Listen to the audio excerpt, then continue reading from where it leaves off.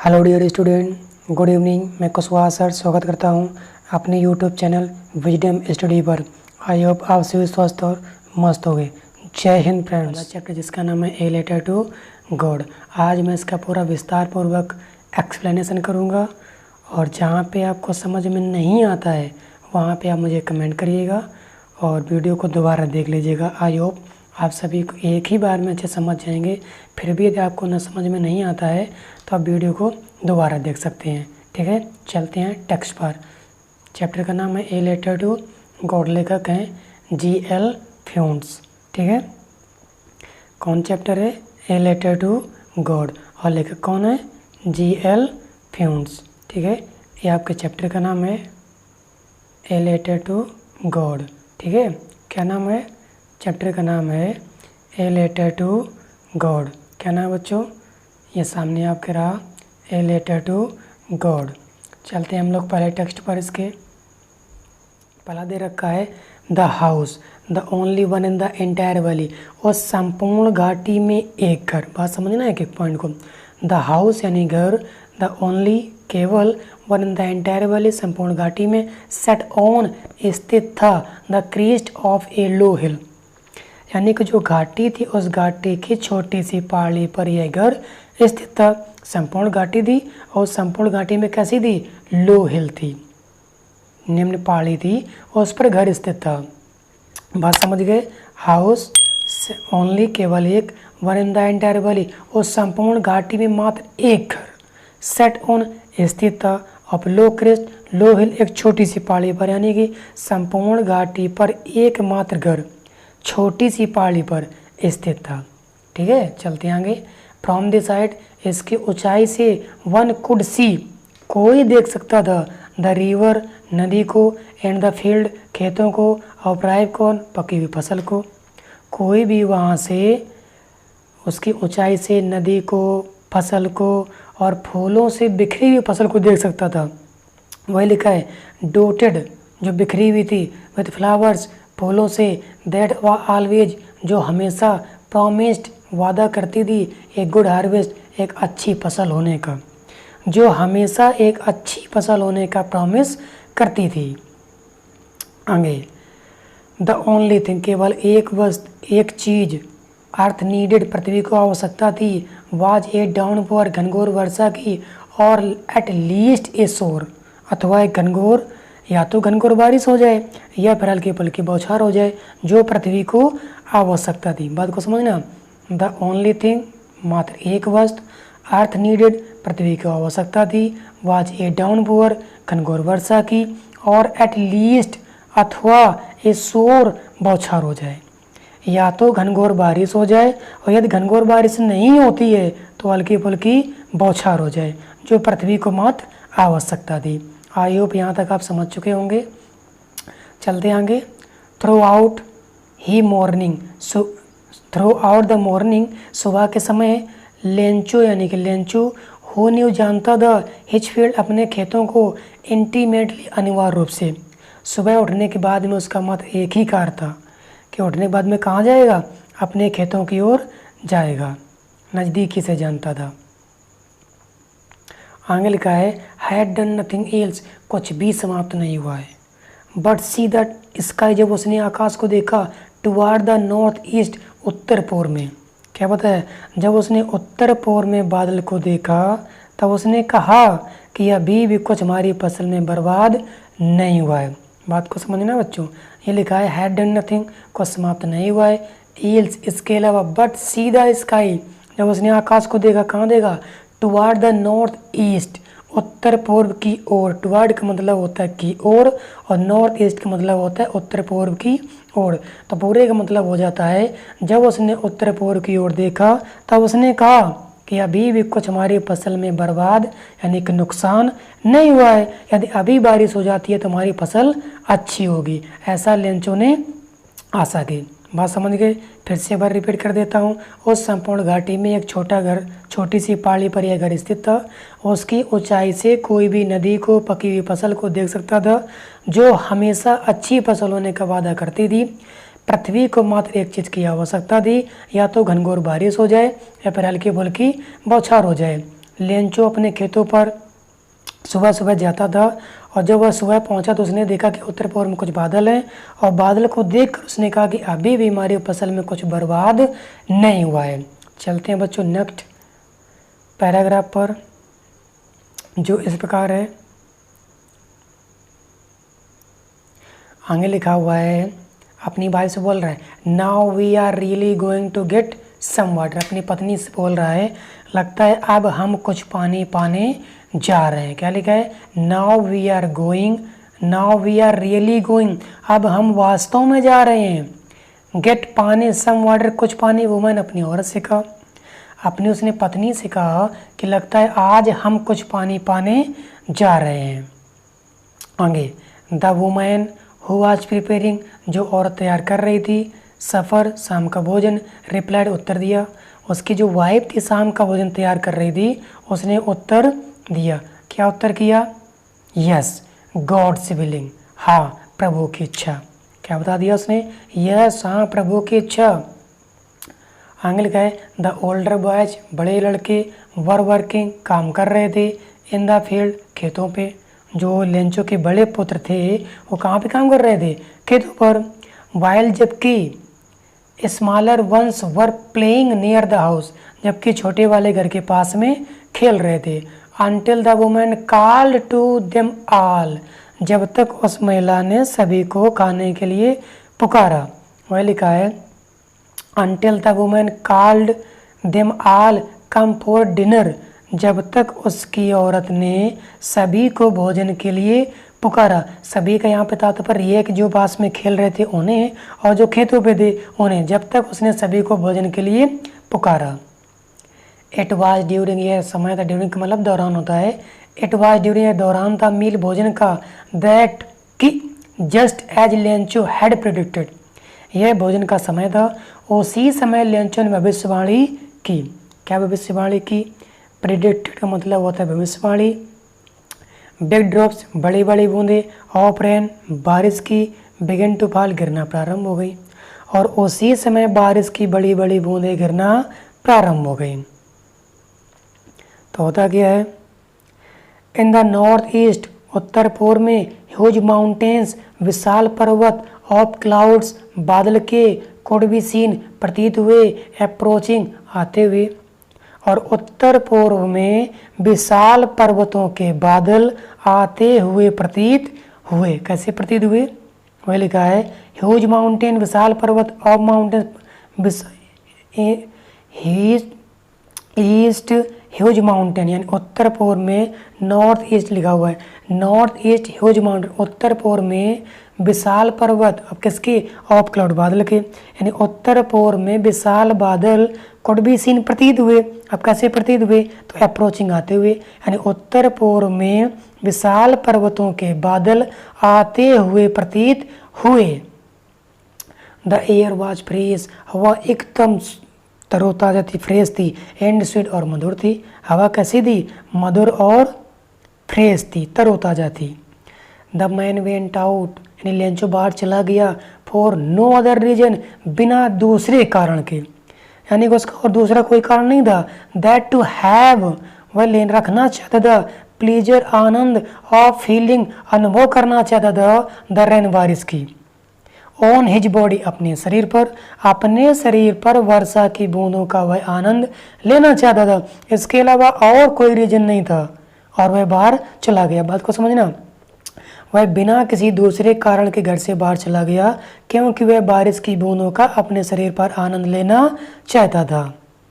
और क्या बताया, एंड व्हेन ही रिटर्न्ड, और जब वापस आया, ही एक्सक्लेम्ड, उसने वर्णन किया, यानी जब वहाँ से वापस आया तब उसने वर्णन किया। दूसरा कोई रीजन नहीं था बाहर जाने का, सिर्फ वह बारिश की बूंदों का अपने शरीर पर अनुभव लेना चाहता था, आनंद लेना चाहता था, इसलिए बाहर चला गया, कोई दूसरा कारण नहीं था। और जब वापस लौटा तब उसने वर्णन किया। क्या वर्णन किया, दीज आर नॉट, ये नहीं है, रेन ड्रॉप्स, बारिश की बूंदें, फॉलिंग फ्रॉम द स्काई, जो आकाश से गिर रही हैं, जो आकाश से गिर रही हैं, ये वर्षा की बूंदें नहीं हैं। तो फिर क्या है, they are new, they are new coins, ये क्या हैं, नए सिक्के हैं। क्या बताया, ये नए सिक्के हैं। बिग ड्रॉप, बड़ी बूंद, R10 से 10 पैसे के समान है। जो बड़ी वाली बूंदे किसके समान है? 10 पैसे के समान है। And the little ones are 5, और छोटी वाली एक 5 के समान है। यानी कि लेंचो बिना किसी कारण के घर से बाहर जाता है क्योंकि वह वर्षा की बूंदों का अपने शरीर पर अनुभव करना चाहता था। और जब वह वापस लौटा तो उसने वर्णन किया कि ये वर्षा की बूंदें नहीं हैं जो आकाश से गिर रही हैं। छोटी वाली बूंदें 10 पैसे के समान है, बड़ी वाली नहीं, जो बड़ी वाली है वो 10 के समान है, और जो छोटी वाली एक है वह 5 के समान है। ऐसा लेंचो ने वर्णन किया। आई होप आप सभी यहाँ तक अच्छे से समझ चुके होंगे। चलते हैं नेक्स्ट पैराग्राफ पर।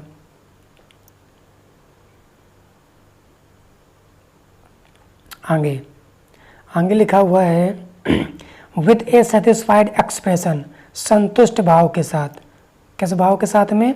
ये लिखा हुआ है विथ सेटिस्फाइड एक्सप्रेशन, संतुष्ट भाव के साथ।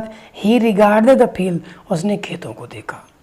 यानी कि उसे तसल्ली हुई कि यार बारिश हो रही है। वही लिखा है with A satisfied expression he regarded the field of ripe corn with its flower. उसने अपनी फसल को जो फूलों से भरी हुई थी बड़े संतुष्ट भाव से देखा। कैसे देखा?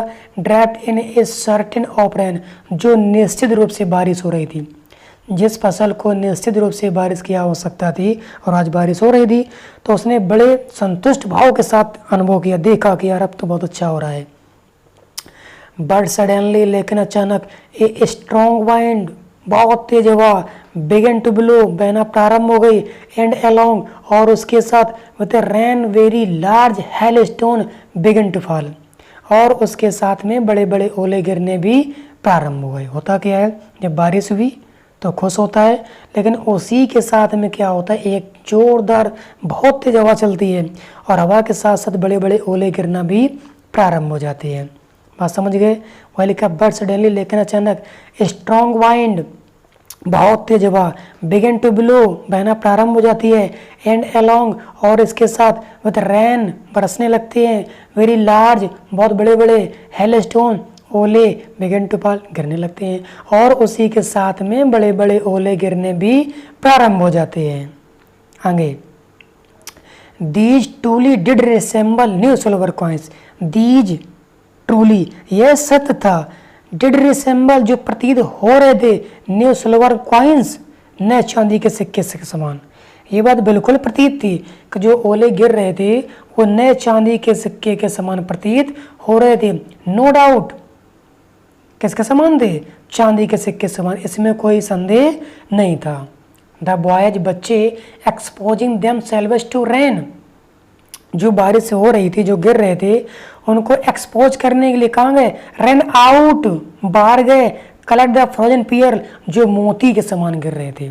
जो बच्चे थे, जो ऊपर से बारिश हो रही थी नीचे, उनको एकत्रित करने के लिए बच्चे कहाँ गए? बाहर की ओर गए। वही लिखा यहाँ पर है the boys exposing them salvage rain, जो ऊपर से बारिश हो रही थी, रेन आउट, बाहर दौड़ के गए। कलेक्ट, इकट्ठा करने के लिए। फ्रोजन पियर्ल, फ्रोजन पियर्ल माने होता है मोती के समान। जो मोती के समान ओले गिर रहे थे उनको बीनने के लिए बच्चे बाहर दौड़कर चले गए। आई होप आप यहाँ तक समझ चुके होंगे। चलते हैं नेक्स्ट पैराग्राफ पर। ये लिखा है it's really getting bad now. अब लेंचो का दिमाग खराब हुआ। क्या बोल रहा है Lencho? It's really getting bad now, अब हम बुरा पा रहे हैं, यानी कि अब बुरा हो रहा है। एक्सक्लेम्ड द मैन, लेंचो ने वर्णन किया। लेंचो ने कहा कि अब बुरा हो रहा है। बारिश तक तो ठीक था, लेकिन ओले की आवश्यकता नहीं थी। यदि ओले होंगे तो फसल बर्बाद हो जाएगी। तो लेंचो कह रहा है कि अब ये क्या हो रहा है? बुरा हो रहा है। आयो मैं आशा करता हूँ, इट पासेस क्विकली, मैं ऐसी आशा करता हूँ कि बारिश क्या हो जाए? बहुत जल्दी गुजर जाए, अति शीघ्र बंद हो जाए।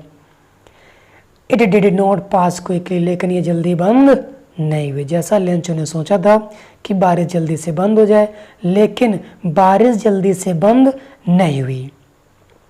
फॉर एन आवर, 1 घंटे तक, द हेल रेन, ओले बरसते रहे। ऑन द हाउस, घर पर, गार्डन, बगीचे पर, हिल साइड, पहाड़ी की ओर, कॉर्नफील्ड, फसल पर, ऑन द होल वैली, संपूर्ण घाटी पर। 1 घंटे तक ओले बरसे। कहाँ कहाँ बरसे? घर पर बरसे, बगीचे पर बरसे, पहाड़ी की ओर बरसे और संपूर्ण घाटी पर बरसे। कितनी देर तक? 1 घंटे तक। यू कैन इमेजिन कि 1 घंटे तक यदि बारिश होती है तो क्या कंडीशन रही होगी फसल की? कुछ भी नहीं बचेगा।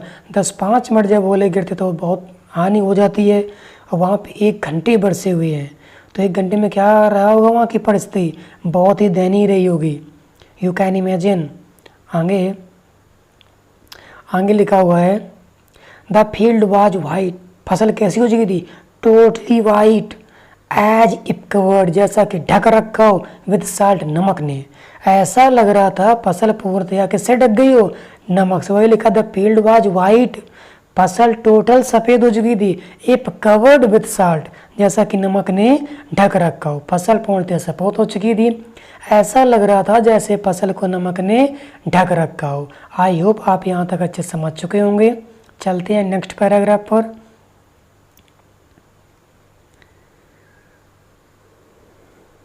आगे लिखा हुआ है not a leaf remain on the trees. एक भी पत्ती पेड़ों पर नहीं बची। कहाँ नहीं बची बच्चों? एक भी पत्ती पेड़ों पर नहीं बची। आपको याद दिला दे बच्चों, यदि आपको सेशन अच्छा लग रहा हो तो प्लीज़ चैनल को सब्सक्राइब करें और ज़्यादा से ज़्यादा बच्चों तक क्लास 10 के वो अपनी पढ़ाई को निरंतर जारी रख सके। यही हमारा मोटो है कि गरीब से गरीब बच्चे भी क्या कर सके, अपनी पढ़ाई को निरंतर जारी रख सके। ठीक है, चलते हैं आगे पैराग्राफ पर। आई होप आपसे अपना काम निरंतर पूरा तनमय से करेंगे जिस प्रकार से मैं अपना काम कर रहा हूँ। चलते हैं। Not a leaf remain on the trees, एक भी पत्ती पेड़ों पर नहीं बची। The corn was totally destroyed, फसल पूर्णतया नष्ट हो चुकी थी। ठीक है बच्चों, कुछ भी नहीं बचा। द फ्लावर वर गॉन, फूल जा चुके थे। फ्रॉम द प्लांट्स, पौधों से जो बढ़िया बढ़िया फूल लगे हुए थे फसल में, फसल को देख के लग रहा था बहुत अच्छी होगी फूलों को देखकर। तो फूलों जो फसल थी, फसल में एक भी फूल नहीं बचा। फ्लावर वर गॉन, फूल जा चुके थे। फ्रॉम द प्लांट्स, पौधों से, जितने भी पौधे थे उन सभी से फूल जा चुके थे। लेंचो सॉल, लेंचो की आत्मा वाज फिल्ड, भरी हुई थी विद सैडनेस, दुख के साथ। जो लेंचो की आत्मा कैसी थी? बहुत दुखी थी, दुख से भरी हुई थी। When the storm had passed, जब आंधी तूफान थमा। स्टॉर्म का मतलब होता है आंधी तूफान, हैड पास्ट का मतलब होता है गुजरा। हम कह सकते हैं कि यानी थमा, यानी कि रुका। जब आंधी तूफान रुका, ही स्टूड, वह खड़ा हुआ, in the middle of the field, खेतों के बीचों बीच में। And said to his sons, और अपने पुत्रों से कहा। जब आंधी तूफान रुका तब खेत के बीचों बीच में खड़ा हुआ और अपने पुत्रों से कहा। क्या कहा? ए प्लाग्यू, एक टिड्डा दल। प्लाग्यू का मतलब महामारी होती है। ए प्लाग्यू, एक महामारी ऑफ लोकस्ट, टिड्डे दल की, वुड हैव लेफ्ट, छोड़ देगा, मोर देन दिस, इससे कहीं ज्यादा। जब कभी टिड्डे दल की महामारी होती थी तो वो इससे भी ज्यादा छोड़ देती थी। यानी कि जिस प्रकार से ओलों ने हमारी फसल को नष्ट किया हुआ है, मेरी भी की है, मेरे अलावा और भी कोई अगर पर्सन होगा उसकी और बात की, कुछ भी नहीं छोड़ा हुआ है। यदि टिड्डा दल होता था तो कुछ ना कुछ छोड़ देता था, बट ओलों ने क्या किया है? वही लिखा है but hello has left nothing, लेकिन ओलों ने कुछ भी नहीं छोड़ा है।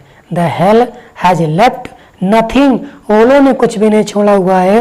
दिस ईयर, इस साल, वी हैव नो कॉर्न, इस साल मेरे पास कोई फसल नहीं होगी। आई मीन इस वर्ष मेरे पास कोई फसल नहीं रहेगी, फसल नहीं होगी, ऐसा लेंचो ने अपने पुत्रों से कहा। आई होप आप सभी यहाँ तक अच्छे समझ चुके होंगे। मैं एक बार पुनः इस पैराग्राफ का समरी कर देता हूँ। एक भी पत्ती पेड़ों पर नहीं बची, फसल पूर्णतया नष्ट हो चुकी थी, पौधों से फूल जा चुके थे, लेंचो की आत्मा बहुत दुख से भरी हुई थी। जब आंधी तूफान रुका, वह खेत के बीचों बीच में खड़ा हुआ और अपने पुत्रों से कहा, एक टिड्डे दल की महामारी इससे कहीं ज्यादा छोड़ देती है, लेकिन ओलों ने कुछ भी नहीं छोड़ा है, इस साल हमारे पास कोई फसल नहीं होगी। आई होप आप सभी यहाँ तक अच्छे समझ चुके होंगे। फिर भी यदि आपको कहीं पे डाउट होता है तो आप कमेंट सेक्शन में अपने डाउट को लिख सकते हैं। मैं जल्द से जल्द अपने आपके डाउट को क्लियर करने की कोशिश करूंगा। चलते हैं नेक्स्ट पैराग्राफ पर। जो इस प्रकार है। आप देख सकते हैं लेंचो कहाँ पे खड़ा हुआ है और पूरी फसल बर्बाद हो चुकी है। जैसा कि यहाँ पे पीछे आप देख सकते हैं इस तस्वीर में, ठीक है, जैसा कि यहाँ तस्वीर में साफ साफ दिखाई दे रहा है। तो उसकी पूरी फसल कैसी हो चुकी है, नष्ट हो चुकी है। यहाँ पे आप देख सकते हैं, देखो ये है पूरी फसल नष्ट हो चुकी है, ठीक है। ये पूरी फसल यहाँ पे क्या हो चुकी है, देख सकते हैं आप, पूरी की पूरी फसल नष्ट हो चुकी है। लेंचो खेत में खड़ा हुआ है। चलते हैं। दैट नाइट, उस रात, वाज ए सारोफुल वन, यानी वह जब रात थी जब पानी तूफान रुका हुआ था, वह रात कैसी थी। दैट नाइट वाज अ सारोफुल, बहुत दुखी रात थी, दुखमय रात थी। ऑल आवर वर्क, हमारा संपूर्ण कार्य, फॉर नथिंग, कुछ भी नहीं है। लेंचो बोल रहा है हमने जितनी भी मेहनत की हुई, परिश्रम किया हुआ, खेत को बोने में, लागत लगाने में, निकाई गड़ाई करने में, सब बर्बाद हो चुका है। देयर इज नो वन, यहाँ पे कोई नहीं है। देयर इज नो वन, वहाँ पे कोई नहीं है। कौन नहीं है, हु कैन हेल्प अस, जो हमारी सहायता कर सके। ऐसा कौन बोल रहा है, लेंचो कह रहा है देयर इज नो वन, वहाँ कोई नहीं है। हु कैन हेल्प अस, जो हमारी सहायता कर सके। We shall all go hungry, हम सभी भूखे जाएंगे दिस ईयर, इस साल। ऐसा कौन बोल रहा है, लेंचो कह रहा है कि हमारी जितनी मेहनत थी सब बर्बाद हो चुकी है। इस साल मेरे पास कोई फसल नहीं होगी और यहाँ पे मेरी सहायता करने वाला कोई नहीं होगा, इसलिए इस साल हम सभी कैसे रहेंगे, भूखे रहेंगे। भूखे रहने के कारण चूंकि फसल नष्ट हो चुकी थी, सहायता करने वाला कोई है नहीं, तो इसलिए हम सभी कैसे रहेंगे, भूखे रहेंगे। आई होप आप सभी यहाँ तक समझ चुके होंगे। चलते हैं नेक्स्ट पैराग्राफ पर, जो बच्चों इस प्रकार से है। बट इन द हार्ट, लेकिन हृदय में, बट इन द हार्ट्स, लेकिन हृदय में, ऑफ ऑल, उन सभी के। अब किन सभी के, कि जितने भी उस घाटी में रहते थे और जिसकी फसल बर्बाद हुई थी, उन सभी के हृदय में। वही लिखा है बट इन द हार्ट, लेकिन हृदय में, ऑफ ऑल, उन सभी के, हु लिव्ड, जो रहते थे, in that solitary house. Solitary का मतलब अकेले, हाउस का मतलब घर में, दैट का मतलब उस घर में जितने भी लोग रहते थे उन सभी के दिल में क्या था, इन the middle of the valley, उस संपूर्ण घाटी में जो घर था और उस घर में जितने सदस्य थे उन सभी के दिल में क्या था, क्या था, there was a single hope, एक ही आशा थी, हेल्प फ्रॉम गॉड, भगवान से सहायता। उस संपूर्ण घाटी में जो घर था और उस घर में जितने भी लोग थे उन लोगों के दिलों में सिर्फ एक ही आशा थी। क्या आशा थी, help from God. I hope समझ चुके होंगे। But in the hearts of the all, लेकिन उन सभी के हृदय में, हु लिव्ड, जो रहते थे, इन दैट सोलेटरी हाउस, उस अकेले घर में, इन the middle of the valley, जो संपूर्ण घाटी के मध्य में था। जो संपूर्ण घाटी के मध्य में जो घर था और उस घर में जितने सदस्य थे उन सभी के दिल में एक आशा थी। क्या आशा थी, देयर वाज सिंगल होप, एक आशा थी, हेल्प फ्रॉम गॉड, भगवान से सहायता। आई होप समझ चुके होंगे। आगे, डोंट बी सो अपसेट, आप परेशान मत हो। इवन दो दिस सीम्स, यद्यप आपको प्रतीत होता है, लाइक अ टोटल लॉस, पूर्णतया हानि। लेंचो कह रहा है कि आप ज्यादा परेशान होने की आवश्यकता नहीं है। लेखक कह रहा है कि यदि आपको पूर्णतया हानि प्रतीत होती है, रिमेंबर, याद रखिए, no one die of hunger, कोई भूख से नहीं मरता है। फिर भी आप याद रखिए कोई भूख से नहीं मरता है। दैट्स व्हाट दे से, और वो क्या कहते। इस शब्द के अलावा और उनके पास कोई शब्द नहीं था। आपस में एक दूसरे को तसल्ली दिला रहे थे कि याद रखिए कि कोई भूख से नहीं मरता है। इस शब्द के अलावा और वो क्या कहते। आगे, ऑल थ्रू द नाइट, पूरी रात के द्वारा, लेंचो थॉट, लेंचो ने विचार किया, only of his one hope, मात्र एक आशा। पूरी रात लेंचो ने क्या किया, एक ही आशा की, एक ही विचार रहा उसके माइंड में। उसके माइंड में बार बार एक ही विचार चल रहा था। क्या चल रहा था, द हेल्प ऑफ गॉड, भगवान से सहायता। लेंचो के मस्तिष्क में पूरी रात एक ही विचार चला। क्या चला, भगवान से सहायता। हुज आई, जिसकी आंखें, as he had been instructed, सब कुछ देखती हैं। सी एवरीथिंग, सब कुछ देखती हैं। Even what is deep in one's conscience, प्रत्येक व्यक्ति की आंतरिक आत्मा को भगवान की आंखें देखती हैं। ऐसा कौन कह रहा है, लेंचो। लेंचो कह रहा है पूरी रात एक ही विचार चलता रहा, भगवान से सहायता, और कह रहा है जिसकी आंखें प्रत्येक व्यक्ति की आंतरिक आत्मा को देख सकती हैं। Lencho was in ox of a man. Lencho मनुष्य के रूप में एक बैल था। वर्किंग लाइक, जो काम करता था, एन एनिमल, पशु के समान, इन द फील्ड्स, खेतों में।